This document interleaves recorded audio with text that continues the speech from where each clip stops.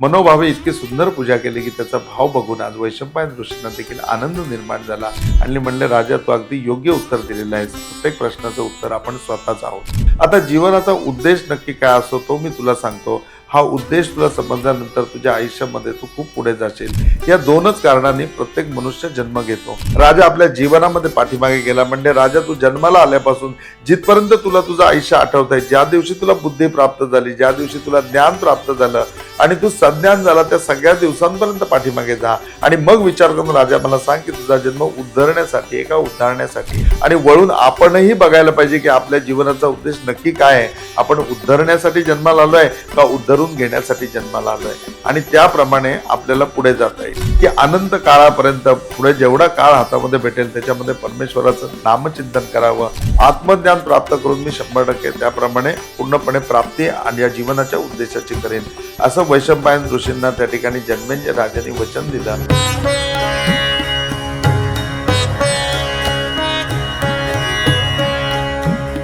वक्रतुंड महाकाय सूर्यकोटी समप्रभ निर्विघ्नं कुरु मे देव सर्वकार्येषु सर्वदा. अनंतकोटी ब्रह्मांड नायक राजाधिराज योगीराज परब्रह्म सच्चिदानंद सद्गुरु श्री साईनाथ महाराज की जय. बोल सब संतन की जय. सद्गुरुनाथ भगवान की जय. ओम चैतन्य गोरक्षनाथाय नमः. नर्मदे हर नर्मदे हर नर्मदे हर. आपण सगळेजण श्रावणामध्ये नर्मदा पुराणाचा असा पूर्णपणे आस्वाद घेतोय आणि या नर्मदा पुराण ऐकत ऐकत आपण नर्मदा परिक्रमा सुद्धा करतोय.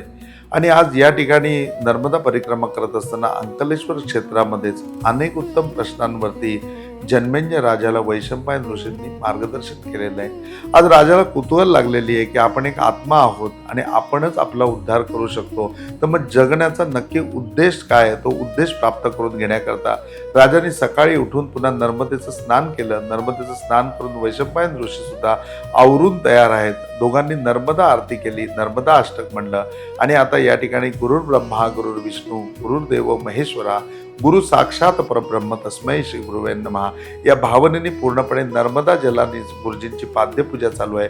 वैशंपायन ऋषींची पूर्णपणे पाद्यपूजा या ठिकाणी जन्मेजय राजाने केली.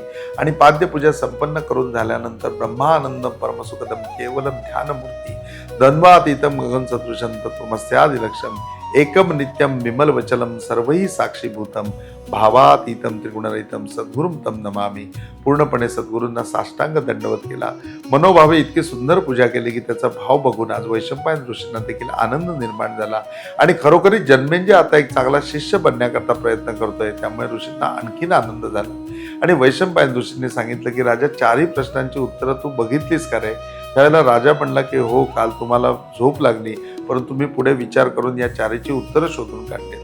ती उत्तरांमध्ये असं आहे की एकच उत्तर आहे 4ही प्रश्नांचं. त्याच्यावरती वैशंपायन ऋषी हसले आणि म्हणले, राजा तू अगदी योग्य उत्तर दिलेलं आहेस. प्रत्येक प्रश्नाचं उत्तर आपण स्वतःच आहोत.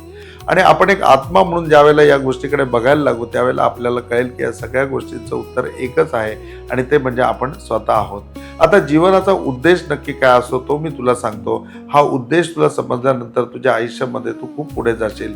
कदाचित तू लगेच उत्तर देऊही शकशील आणि कदाचित तू उत्तर देऊही शकणार नाही. राजांनी सांगितलं, निश्चितपणे मी तुम्हाला योग्य ते उत्तर असं देईन आणि तुम्हाला समाधानी करेन, पण तुम्ही मला प्रश्न विचारा. आणि वैशंपायन ऋषींनी जीवनाचा उद्देश सांगत असताना राजाला प्रश्न केला की राजा, जीवनाचा उद्देश 2च असतात. एक तर तो उद्धारण्यासाठी जन्माला आला असेल, म्हणजे तो कुणाचा तरी उद्धार करण्याकरता जन्माला असेल, नाहीतर मग स्वतःला उद्धरून घेण्यासाठी म्हणजे स्वतःचा उद्धार करण्याकरता जन्माला आला असेल.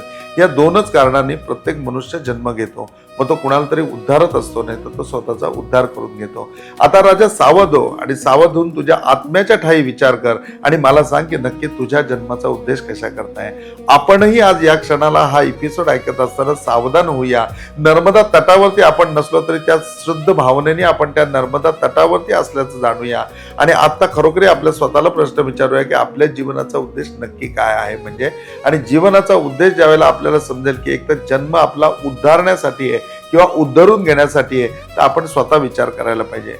राजा जन्मेजयाने पूर्णपणे अगदी उसंत न खाता वैशंपायन ऋषींना उत्तर दिलं की माझा तर जन्म मला वाटतो की उद्धारण्यासाठीच असेल, कुणाचा तरी उद्धार करण्यासाठी मी जन्माला आलो असेल. आणि एवढं बोलून झाल्यानंतर वैशंपायन ऋषी म्हणले की राजा, उतावळेपणा करू नकोस, शांतपणे विचार कर आणि मग मला माझ्या प्रश्नाचं उत्तर दे.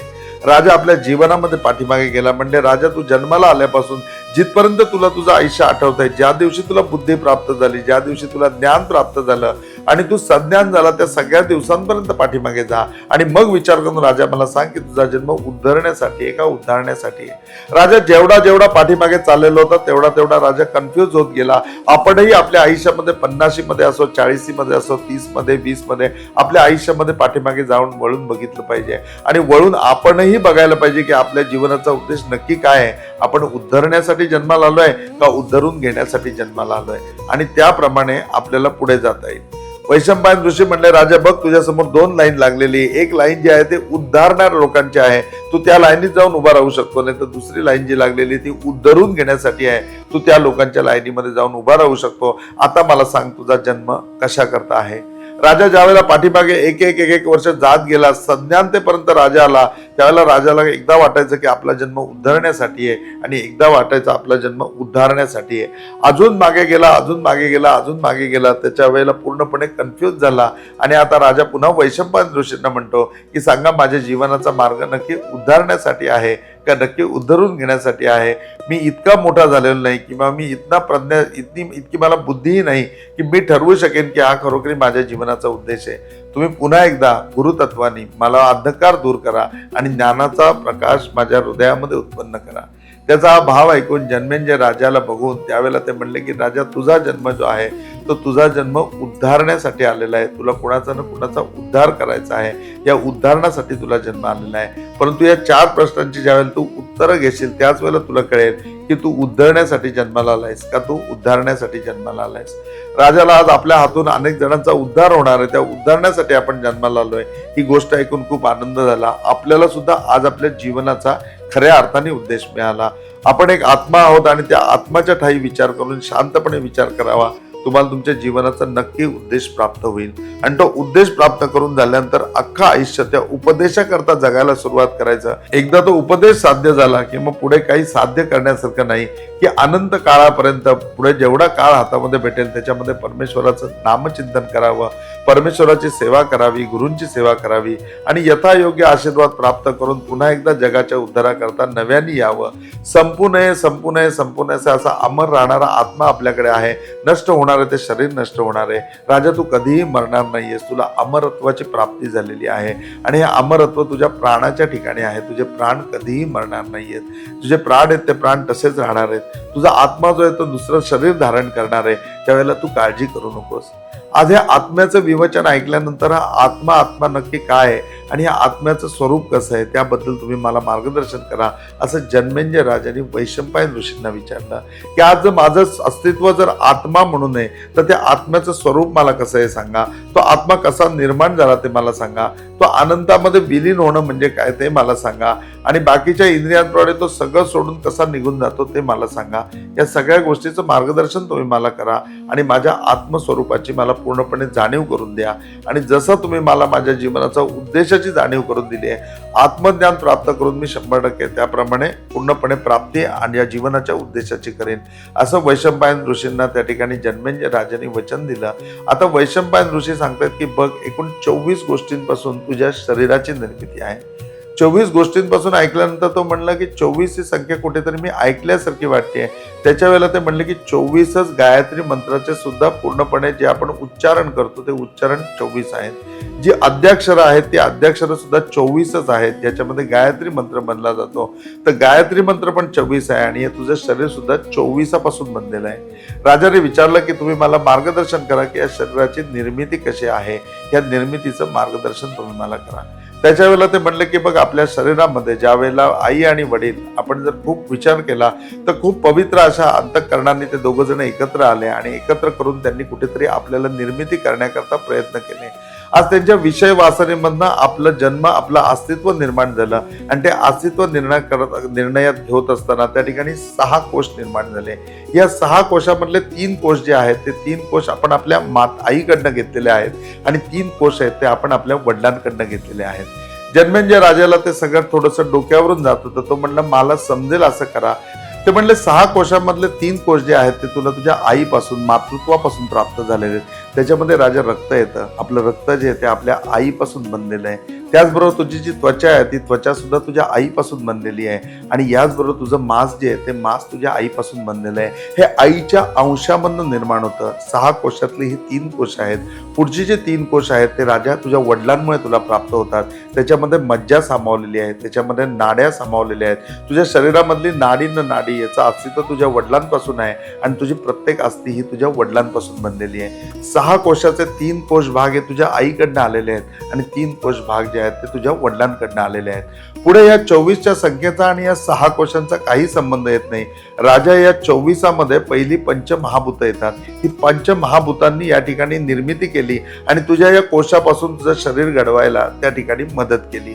मग त्यांचं पंचमहाभूतांचं अस्तित्व आलं, त्यावेळेला पंचेंद्रियांचं अस्तित्व आलं, त्यावेळेला 5 ज्ञानेंद्रिय आली आणि 5 कर्मेंद्रिय आली.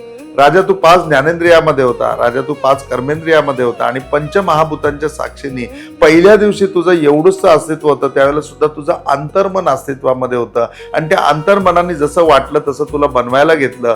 तुझी त्वचा तुझ्या आईकडनं घेतली, तुझं रक्त तुझ्या आईकडनं घेतलं, आईच्या अंशामधनं घेतलं आणि तुझी नाडी घेताना, तुझी अस्थी घेताना तुझ्या वडिलांच्या अंशामधनं घेतली आणि हे सगळं बनत बनत बनत तुझं शरीर चाललेलं होतं. त्यावेळेला पंचमहाभूत त्याच्यामध्ये येत होती, त्याच्यामध्ये 5 ज्ञानेंद्रिय येत होती, राजा त्याच्यामध्ये 5 कर्मेंद्रिय येत होती. असं करत करत शरीर बनत असताना त्याच्यामध्ये पंचप्राण प्रगट झाले आणि हे पंचप्राण प्रगट करून झाल्यानंतर ही 20च्या संख्येमध्ये गेलं. म्हणजे पंचमहाभूत आली, पंच ज्ञानेंद्रिय आली, पंचकर्मेंद्रिय आली आणि पंचप्राण त्याच्यामध्ये आले. आता तू कुठेतरी अस्तित्व धरायला लागला. त्यावेळेला 4 त्या ठिकाणी पूर्णपणे मन, बुद्धी, अहंकार आणि चित्त या 4 चित्ताच्या अवस्था निर्माण झाल्या आणि हे 24 मिळून तुझं शरीर निर्माण झालं. आता तुला एक अस्तित्व मिळालं आणि या अस्तित्वामध्ये स्वचेतन आत्म्याने प्रवेश केला. त्यावेळेला तुला पूर्णपणे एक मनुष्य म्हणून किंवा एक कार्य करण्याकरता उद्देश म्हणून या वसुंधरेवरती आणलं गेलं. राजा तू एक आत्मा आहेस आणि या आत्म्यामध्ये तुला मिळालेले कोश तुझ्या आई वडिलांपासून आहेत. शरीर जे आहे ते पंचमहाभूतांपासून मिळालेलं आहे आणि याच्या पुढे ही 4 चित्त जी तुला प्राप्त झालेत, ही 4 चित्तच तुझ्या आयुष्यामध्ये विचाराची निर्मिती करतात आणि विचाराची निर्मिती करून झाल्यानंतर आत्मा ज्या वेळेला त्या ठिकाणी प्रवेश करतो त्याला तुझ्या आयुष्याचा उद्देश परमेश्वर त्या ठिकाणी निर्माण करतो. हा आत्मा जो आहे तो परमेश्वर प्रतीक आहे आणि तो कधीही मरणार नाहीये. मृत होतं ते राजा तुझं शरीर मृत होईल, पंचमहाभूतांचं पंचमहाभूतांमध्ये विलीन होईल आणि मग बाकीच्या गोष्टींचं काय होईल तर पंचप्राण तुझ्या शरीरामध्ये 5 वेगवेगळ्या ठिकाणी आहेत. ते वेगवेगळ्या ठिकाणी आपली जागा सांभाळून आहेत. 4ही चित्त ही तुझ्या शरीरामध्ये आहेत, ती सुद्धा आपल्या ठाई पूर्ण स्वरूपामध्ये आहेत आणि ज्यावेळेला आत्मा यामधून निघून जातो त्याच्या वेळेला पंचमहाभूतांमध्ये शरीर सामावून निघून जातं. शरीर पंचमहाभूतांमध्ये सामावतं तर पंचेंद्रिय, पंच ज्ञानेंद्रिय, पंचकर्मेंद्रिय आणि त्याच्याबरोबर पंचप्राण हे सगळेजण तुझ्या आत्म्याबरोबर निघून जातात. तुझं चित्त सुद्धा 4ही स्वरूपामधलं तुझ्या आत्म्याबरोबर निघून जातं. पुन्हा पंचमहाभूतांचं सहकार्य घेऊन हा आत्मा पुन्हा एका शरीरामध्ये प्रवेश करतो आणि पुन्हा मग ही 24च्या संख्येने येतो. म्हणून राजा मन हे आत्म्याच्या बरोबरच असतं, चित्त हे आत्म्याच्या बरोबरच असतं, अहंकार हा आत्म्याच्या बरोबरच असतं आणि बुद्धी ही सुद्धा आत्म्याच्या बरोबरच असते. या सगळ्या गोष्टींना पुढे ज्ञानेंद्रिय, कर्मेंद्रिय यांचा वापर करून आत्मा एक एक जन्मामध्ये एक एक कार्य करत जातो, त्या शरीराचा वापर करत जातो. तेव्हा राजा या शरीराला फसू नकोस आणि या मनामध्ये काय आनंद येणाऱ्या विचारांना सुद्धा फसू नको. आत्म्याचा विचार काय तो जाणण्याचा प्रयत्न कर आणि ते करण्याकरता तुला आत्मज्ञानाची प्राप्ती करून घ्यायला पाहिजे. मग या आत्मज्ञानाची मला प्राप्ती कशी होईल, हे आत्मज्ञान मला कसं प्राप्त होईल तर त्यावेळेला वैशंपायन ऋषी म्हणतात की आत्मज्ञान प्राप्त करणं म्हणजे ब्रह्म प्राप्त करण्यासारखं आहे. हे अहम ब्रह्मास्मी हे जे वाक्य आपण म्हणतो तसं राजा अहम ब्रह्मास्मी होण्याकरता मीच ते ब्रह्म आहे हे पटवून तत्वशः शब्द रूपामध्ये उतरवण्याकरता जे काही व्याकरण लागणार आहे ते सगळं व्याकरण याच्यामध्ये सामावलेलं आहे.